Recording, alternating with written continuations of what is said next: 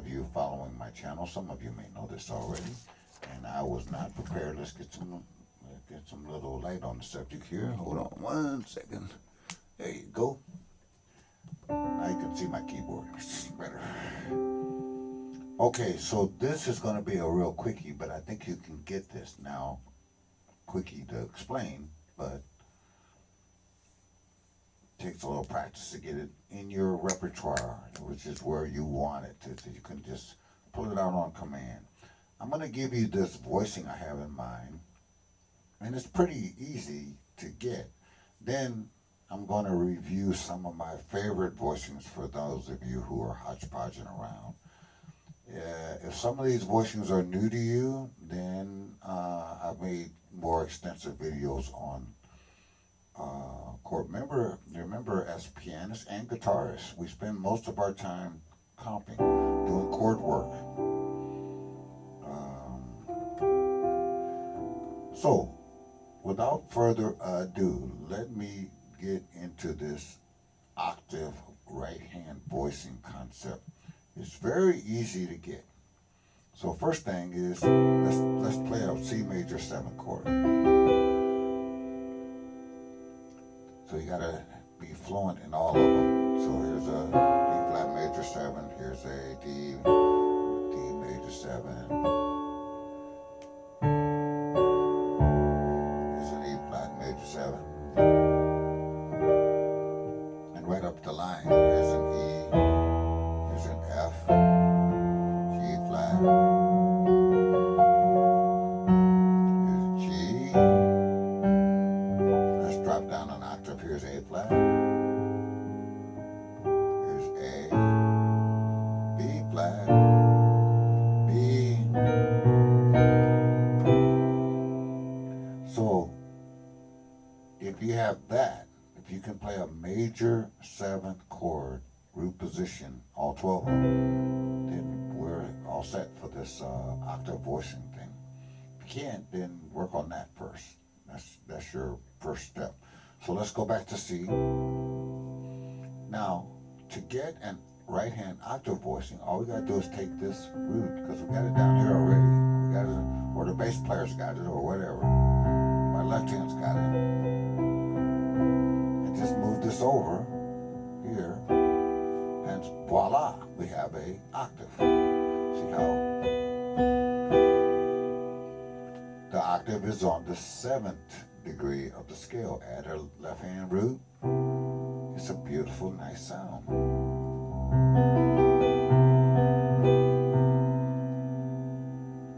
If you want to make that into a C minor, a couple of notes got to change.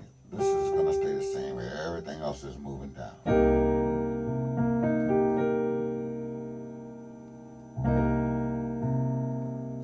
Here it is in major. Here it is in minor.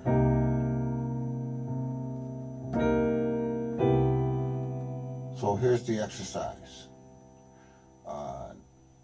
80% of the time we're going to be playing major or minor chords. So let's take a C major 7, move the root. Now you have a C major 7 octave. This is a 7, 3, 5, 7 voicing. Now let's make that minor.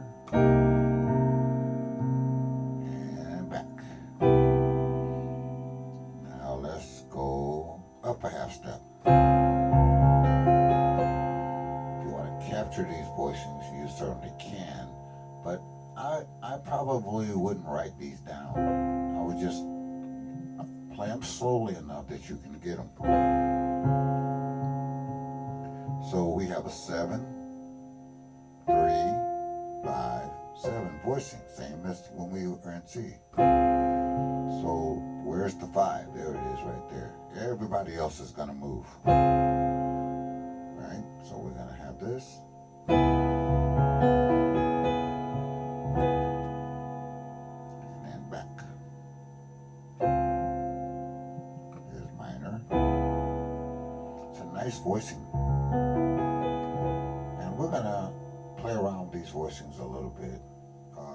Maybe we'll pick a song of some kind of. Octaves. Man, you want to do another one? Okay, let's go up to here. Now, how did I get that? I played a D major, regular old D major, 7 chord, and I just moved the root down, and I got an octave. It's a nice sound. Let's go back to C.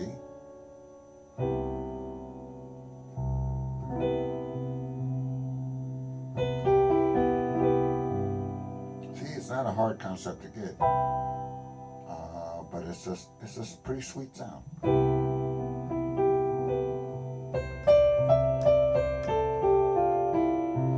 Now, the little ditty I was playing during the intro was a little bit of the old song, That Song. Okay, so I told you I was going to review some of my favorite voicings that I use. I just pull out all the time.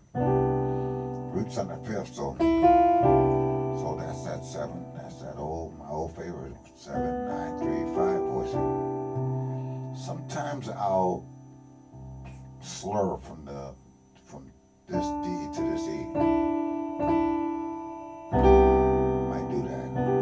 Although I think now pianists are doing that too much. I like this, that whole splash, the whole chord like that. So now I have a D minor 11, which is nothing more than an A minor over D. So A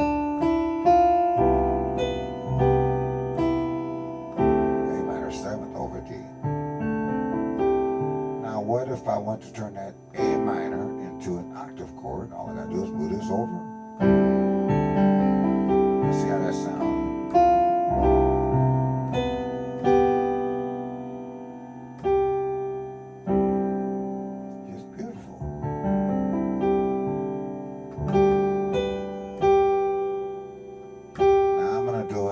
Little sparse chord here. That's another one of my favorite voicings. It's a little 3-note voicing in the right hand. Yeah. Why did I pick that? Because it just lays on the piano very nicely.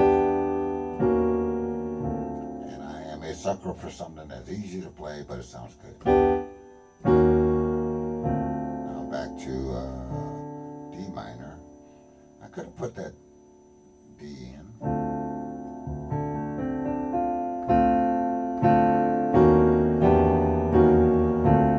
You never miss an opportunity to pause and just practice something. So this voicing I have here, well, I started here. It's an E minor 7 chord. So let's take that around places.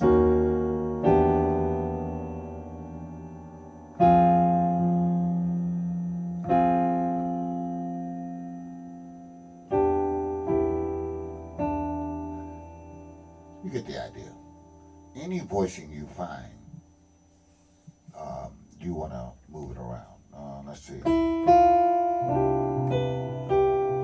So if somebody was singing that, and I don't care about the melody, so it's a 1, 2, 3 voice chord progression. So only get 2, 2 or 3, 2. 1, 3,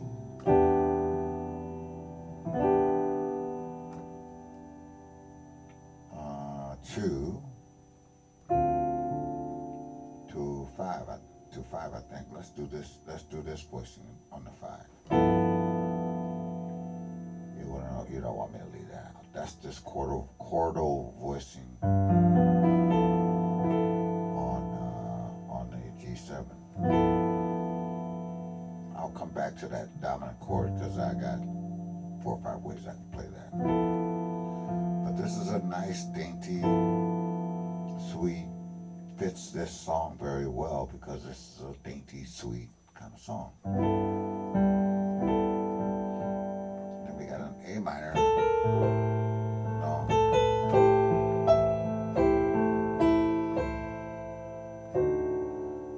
I pulled a diminished chord over a D, which gave me a D7 flat 9 sound. Right? Okay, so now that's an F major 9, which is nothing more than A minor, second inversion, over F bass.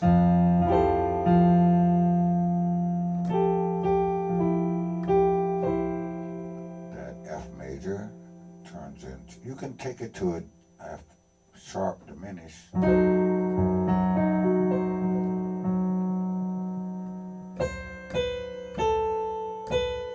we can do this again.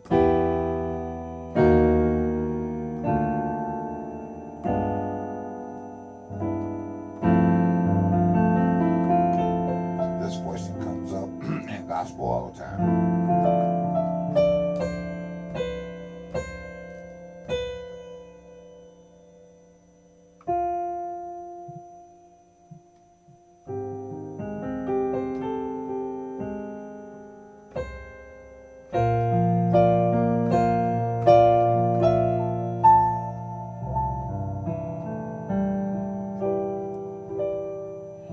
Okay, so let's see if we can put some voices to that. So we got a 5 melody, and we need a 1 chord over that. So we know we need, let's first find our shells. There's a third, there's a 7. That's a good voicing right there. Wide open, sounds good. Left hand, can you reach tenths? Nothing wrong with that voicing.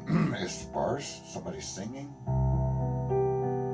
or soft, but you can thicken it up if you want.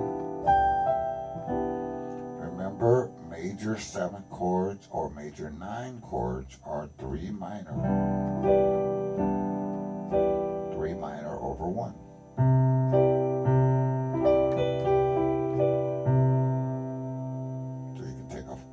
So you can take that fragment. Another good voicing. Want the 9 in there? You can do it this way. Usually I'll pull this one out.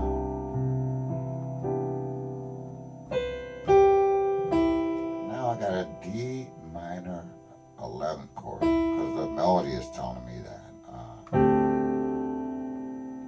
Now I want that F.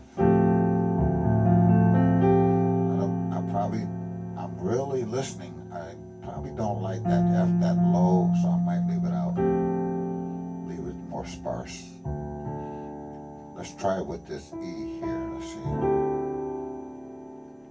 That's okay, as long as I splash it a little bit, like that. Or I can leave it out. So we have.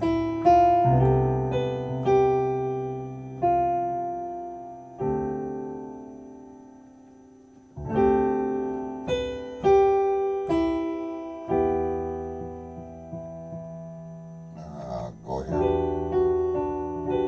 That makes it an E minor 9, kind of clashing with the melody. So I'll lay that 9 out there.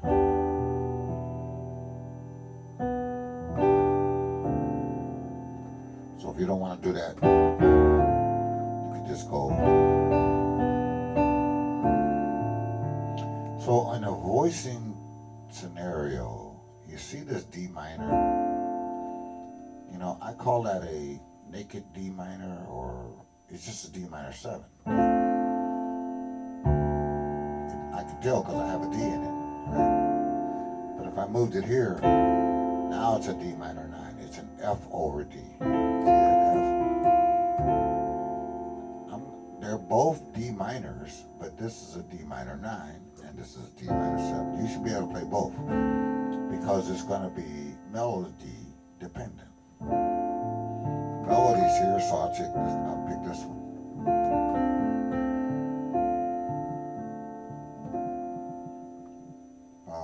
That's true in any of them. So here's an E minor 9, and here's an E minor 7. E minor 7 naked. No no extensions. You should do that with any chord. So here's a D minor. Here's a D minor 9. And here's a D minor 11. Different color. Go through and take your time and get this. I don't care what minor it is.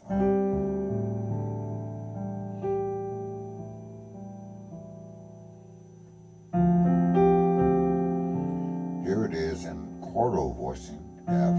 Go to the third. There's a D minor. Go to the third. Well, it's kind of like this.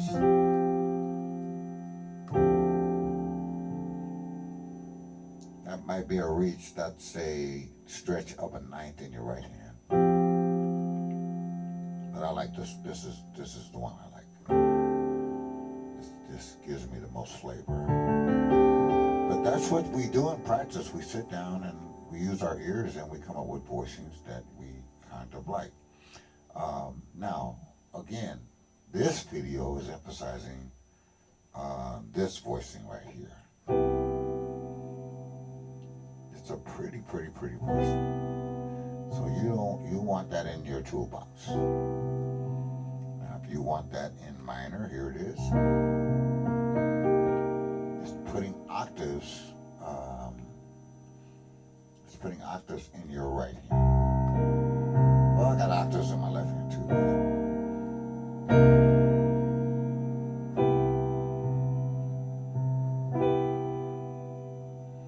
So let's do a chord progression. Let's do a 1, 6, 2, 5. Let's do our favorite.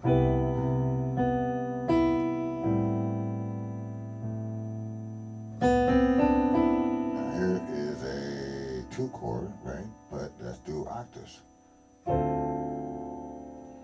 I get that? Well, here's my D minor, right? That I should know already. I just moved off the root and put it on the. Now I have octaves. And let's do something fancy here. Let's do this. That's a G7, sharp 5, sharp 9. My thumb is already sitting on where I need to be. Let's do that again.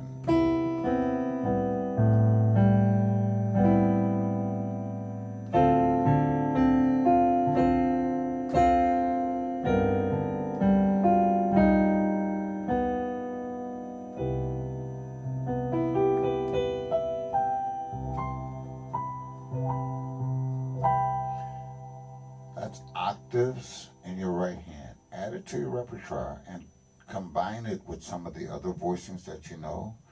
For example, I could play a C major 9 this way or this way. I can play a C major 7. I can play a C minor 9 this way or this way. Now I just added this octaves to the mix.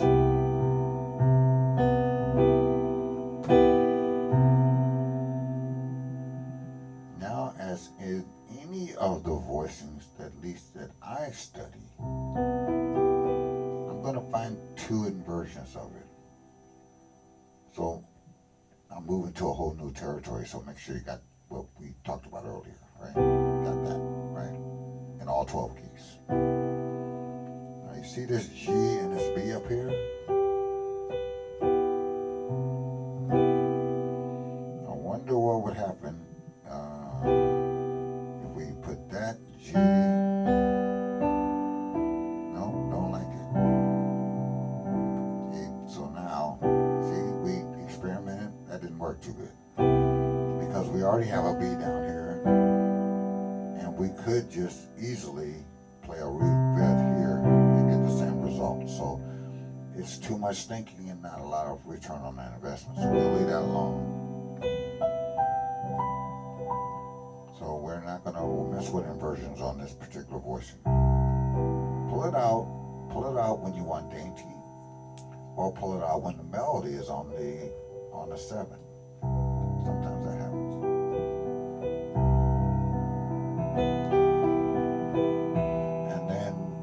Here's your minor voicing.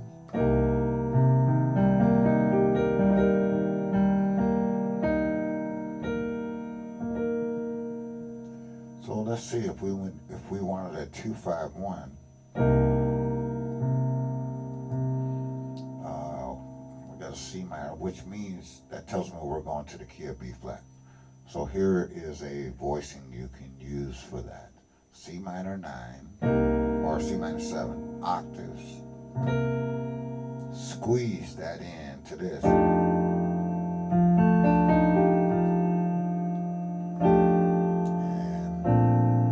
you'll end up with a B flat. Let's do that one more time. Let's see, where's C? So we got a C minor.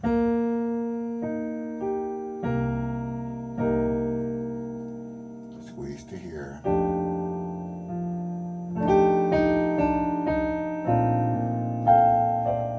That's a way to play a 2-5-1.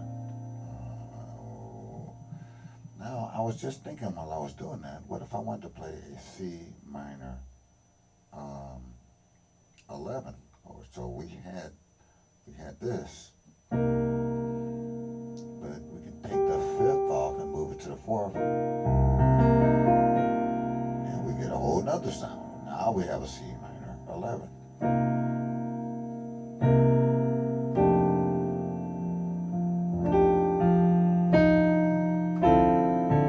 There's that D minor.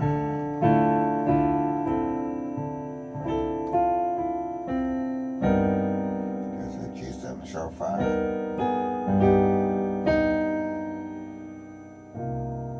Beautiful. There's that octave voicing.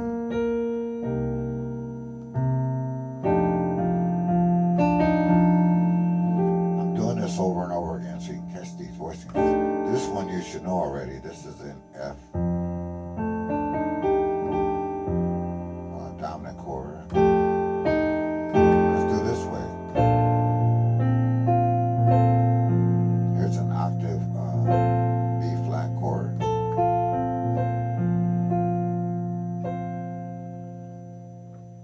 So you can see, I'll put these sounds to work for you. If you have any questions at all, you know what to do. Comment section below. Thumbs up, work, subscribe, works. This is where beginners and intermediates come. We're not trying to be flashy here, but we are trying to have beautiful sound. Remember, the only person you're in competition with is your former self. You're just trying to get better. We love beginners here and intermediates here. So we really want to study this thing called harmony, especially in the jazz and gospel world. Mike in Detroit, have a fantastic day, and we will talk to you on the next video.